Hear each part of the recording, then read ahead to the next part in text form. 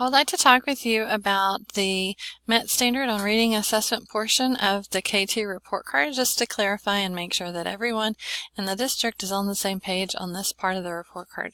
So the first 9 weeks reporting period, you'll notice there's a section here that talks about MET standard on reading and qualifies for reading assistance. I'd like to explain the documentation that will help teachers understand how to do this, how to fill this out for parents. So we're going to go to the ARC. This is the elementary ARC. We're going to go down below here. There's a link that says 17-18 report cards, and you'll notice there's a note about an updated reading performance matrix. That's the document we're going to need. So let's click on 17-18 report cards. This is taking us now to a general report card folder that teachers have access to, and you'll notice that they're done by grade level. We're going to focus on this document. This is the MET standard on reading assessment document. So let's open that. Okay. So you'll notice that this was revised based on a conversation we had with several principals from across the district. We want to make this clear, so this document will help with that. So for the MET standard, again, that's this part on the report card. We're going to use this document. And so this document will just walk teachers through what to do for the MET standard on reading assessment and give them some guidance on exactly what to record and what information to use. So you'll see that it gives some information here in this first paragraph. Mainly I want to focus on this. To inform your placement of the criteria, use observations and documentation from BAS or CEL. Also take into consideration your daily assessments, observations, and any preponderance of evidence. Now that is in relation to the levels that are given below.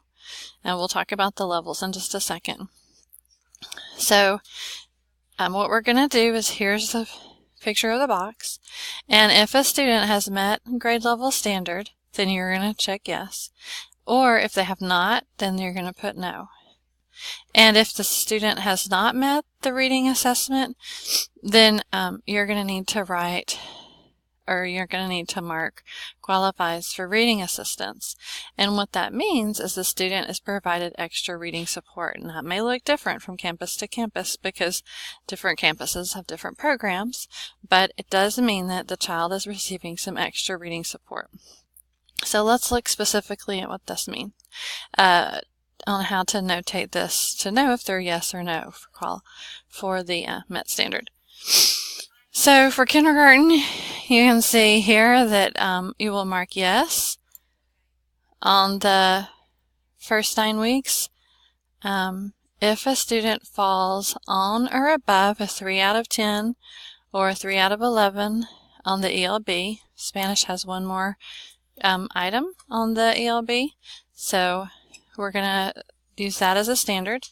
And notice here it also says using a preponderance of evidence gathered from daily observations and assessments, including running records documenting the ELB individual record criteria. So we're really monitoring to be sure that the children are not only tested at that, but they're showing those behaviors through daily observations and different assessments to prove that that is actually where they are.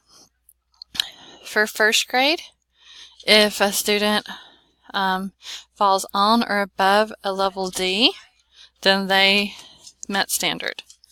Again, we're going to collect evidence, running records, showing and helping us support the fact that the student has level D reading behaviors. We can see the continuum to really look at those behaviors and to be sure. And then for second grade, if they're on or above a level J, then they have met standard. And again, we want to have the same running records, daily evidence, support to show that they indeed do have the level J behaviors under their belt. And you can see the literacy continuum as well. So that is how we will mark the MET standard on reading assessment for a child. Or if they didn't qualify, then we would mark no. And then let the parents know that we would be qualifying the child for some sort of reading assistance, which just means we're going to provide extra reading support in some way for that child. So I hope this has been helpful to you. I want to show you one other place on the ARC where you can find this. So it's available right here, the link that we just went to. And then if you go to any grade, we'll go to first grade, since that was our example. Go to Language Arts. There's a tab up here that says Report Card. We're going to click there. And here's the report card matrix. That's what we just looked at for Met Standard on Reading. So teachers have access to that there. And then also this goes back to the folder that we were just in that has all the report card stuff. So teachers have a couple of ways to find this information. We really appreciate you sharing this and letting colleagues know about this. It is an important part on the report card, so we want to be sure that we're all in line on how we are notating it and what student evidence and information we are using to provide students, or teachers, that information. So I hope this has been helpful for you, and remember that you can go to the ARC for all of the report card information for the first 9 weeks. Thank you.